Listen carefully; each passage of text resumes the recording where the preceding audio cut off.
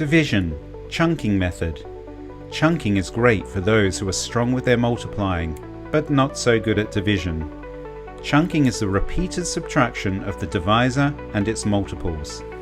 How to use the chunking method? Let's look at the sum 156 divided by 9. 1. Set it out as you would a short or long division, 9 at the front, followed by 156 within the bracket. Use the multiples you know to reduce the dividend. So, 9 times 10 equals 90. If we subtract 90 from 156, we get 66. Now, 9 goes into 66 5 times to equal 45, so we minus the 45 to get 21. 9 goes into 21 2 times, so we subtract 18 to find a remainder of 3. 5. Add all the numbers you multiplied by the divisor 9. 10 plus 5 plus 2 equals 17.